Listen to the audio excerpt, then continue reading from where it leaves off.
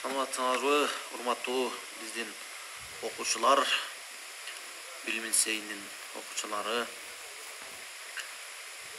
Улуттук тарбия сабагында бүгүн силер менен эмгекчилдик адамдын көркү деген темада азын-аулак сөз кылабыз. Анда эмесе эмгекчил болуу жөнүндө бул адамга гана тиешелүү сапат. Эмгекчилдик жаныбарга эмгекчил бол деп эч качан айта албайбыз. Адамга айтыла турган сөз, демек биз адам экенибизди дагы бир жолу айтуу менен. Барыңарга көрүнүп турган бул сүрөт эмне? Албетте, эч кандай баркы жок, баарыбыз тебелеп жүргөн кадимки топурак. Азыр мен ушул топуракты коюп алып, килограммын 5 сомдон сатам десем, мени шылдыңдап күлөсүңөр. А бирок көрүп турганыңардай бул кадимки кыш. Мунун даанасы канча экенин мен жакшы билесиңер. Мына ушул кыш менен топурактын ортосунда эмне бар? Албетте, бир эле нерсе бар. Ушундай адамга кереги жок тебеледеде жаткан топурактан ушундай баарына керек болгон кышты жасап алды. Кыш менен топурактын ортосунда бир эле нерсе бар. Ал нерсе албетте бул адамдын эмгеги десек болот. Демек, бешене тер менен ушундай эмгек менен керексиз эле кадимки эле топурактан, кадимки эле арабыздагы нерселерден жагымдуу адамга керек болгон буюмдарды жасап алууга болот дегенди айткыбыз келет. Күмүш терди төкпөсөң, алтын данды таба албайсың. Бул кыргыздын макалы, кылымдан бери картып келаткан макалы десек болот. Силерге көрүнүп тургандай бул ары. Бир эле чөйчөктөгү, ал ортодогу сүрөттө чөйчөктөгү балды чогултуш үчүн бир нече жүздөгөн гүлдөргө конуп келип, ал гүлдөрдүн ширесин алып келип, мындай чөйчөктөргө куят. Анан эң кызыгы, арылар бүгүн алып келген гүлдүн ширесин эртең алып келген гүлдүн ширесине кошпойт. Ар бир күндүк ширени, алып келген ширени өзүнчө чөйчөгө чогултат дагы. Анан ошол гүлдүн ширесин мындай айтканда парлап дейбизби, өздөрүнүн иши менен 96% суусун чыгарып таштап, 4% баягы гүлдүн ширеси калат да. Анан бир нече чөйчөктө бир нече күндүк ширелер чогулуп калат да. Анан ал даяр болгон баягы суусу бууланып чыгып кеткен ширени, даяр болгон балды мындай айтканда бир чөйчөккө чогултуп, анан анын бетин жаап, ошентип аябай бизге жагымдуу болгон, канча жыл турса дагы сапатын жоготпой, тескерисинче 10 жыл, 50 жыл турса дагы бал сапатын жоготпойт, эч качан ачып кетпейт, кайра жылдан жылга жакшы болуп тура берет. Мына ушундай балды бизге бериш үчүн арынын эмгегин карабайсыңарбы? Демек биз дагы мына ушундай балчалык, бир чөйчөкчөлүк, кандайдыр бир игиликке дейбизби, кандайдыр бир мөрөйгө дейбизби, жетиш үчүн жүздөгөн гүлдөргө конгон сыяктуу, жүздөгөн китептерди окуп, жүздөгөн бир ашууларды ашып, мына ушундай эмгектин натыйжасында жетсек гана ошол арынын бир чөйчөгүнчөлүк жагымдуу бир нерсеге жетишке болот экенбиз деген сөздү айткыбыз келип атат да. Анан баарыңар окуунун артынан түшкөн, бир илимдин артынан түшкөн окуучусуңар. Мындан ары дагы университеттерде окуйм деген тилектериңер бар. Ушул нерсени айтып коеюн. Бул билимдин натыйжасы өтө кеч адамга берет, жемишин өтө кеч берет. Ошондуктан ары да эмгек кылалы дегенди айтабыз. Албетте, бул көрүнүп турган тамчы. Ушул тамчы taşты teshedi. Bargardın үйüңөрдүн алдында sementlerdi teşip koyup ketken tamçılar var. Бул тамчы албетте күчтүүлүгүнөн эмес, bir максаттуу bir жерге кайра тама бергендин натыйжасында ташты тешкен ийгиликке жетип отурат демек. Мындан биз сабак алабыз. Ийгиликке жетиш үчүн, кандайдыр bir ишти жүзөгө ашырыш үчүн аябай көп максаттуу эмгек кылышыбыз керек. İstesen tişteysin, el emgegin jerjebeyt. Adamdı adam kılgan ak emgegi. Adal emgek bir taptırat, aram emgek azabın tarttırat. Döөлөтүң ишенбе, мээнетиң ишенди. Албетте дöөлөтүң ишенбе, мээнетиң ишенди. Дöөлөт бул ошол жердеги тааныш деп коебуз, бул кандайдыр бир нерсе. Эч качан даракта конуп турган, бутакта конуп турган чымчык ал бутактын сынып кетүүсүнөн эч качан коркпойт экен. Анткени ал бутак эмес, өзүнүн канатына ишенет дейт. Ошондуктан окуучулар силерге дагы айтабыз. Өзүңдүн билимиңе, өзүңдүн тажрыйбаңа, өзүңдүн акылыңа, өзүңдүн эмгегиңе гана ишенсең, эч качан жерде калбайсың деген сөздү айткыбыз келет. Жашоого өзүңдүн таасириңди тийгиз. Албетте биз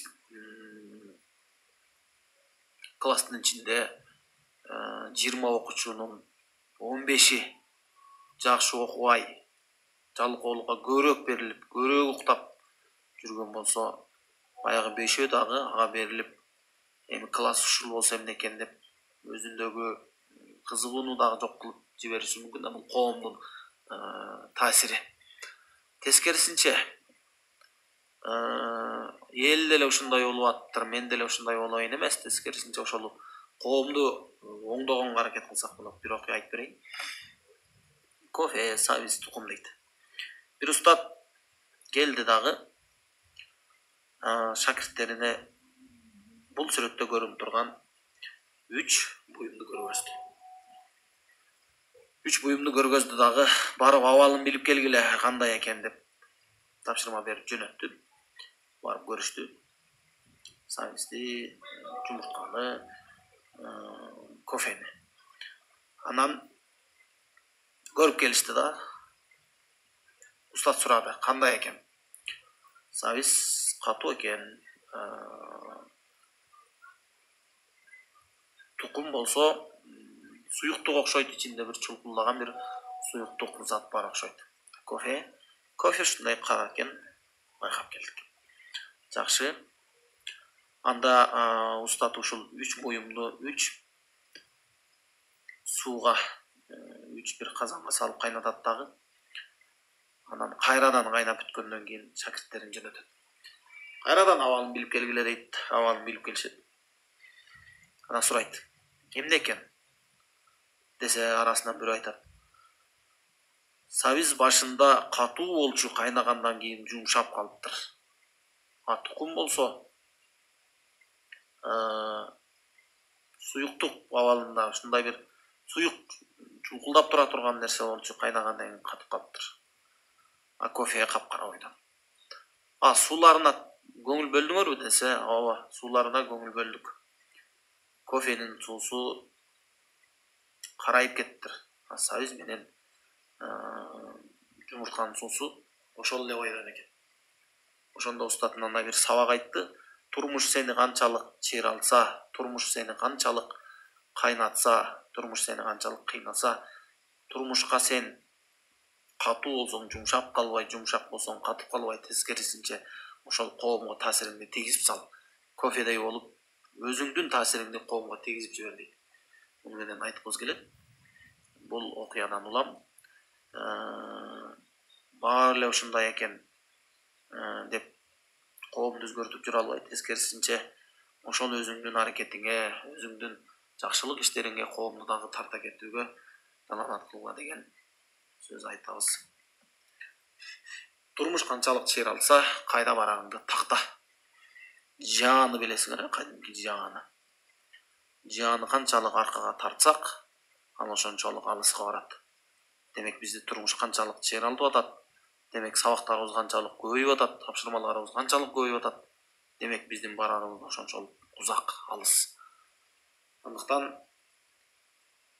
болуп аткан кыйынчылыктан, болуп аткан түйшүктөрдөн мен азыр силерге кыйынчылык деп айткым келбейт. Бир аз гана түйшүк болушу мүмкүн. Албетте бул кыйынчылык азыркы биздин заманда кыйынчылык жок. Азыр биз Кудайга шүгүр дей турган, кийимибиз бүтүн, курсагыбыз ток заманда жашап атабыз. Эч качан кыйынчылык деп айткыбыз келбейт.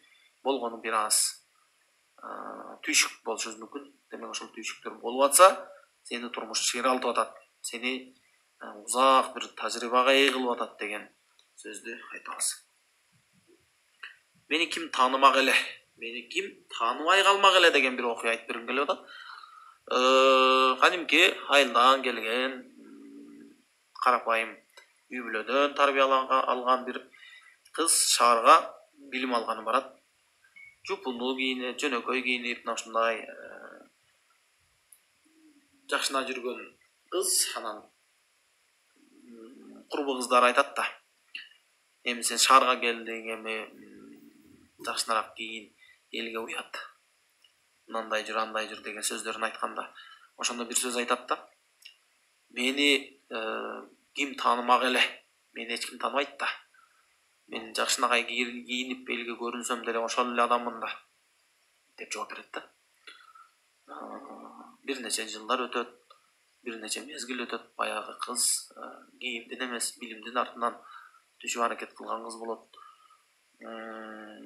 Мезгили келип, окууну бүтүп, ишин жактап, ошондой бир өлкөнүн бир тармагын тартып кете турган ушундай мыкты адис болуп жетилет да. Анын атын алыстан угушуп, анын сөздөрүн, сабактарын, илимдерин пайдаланышып, ушундай инсан болуп жетилет. Ошондо деле баягы калыбынан жазбайт дейт.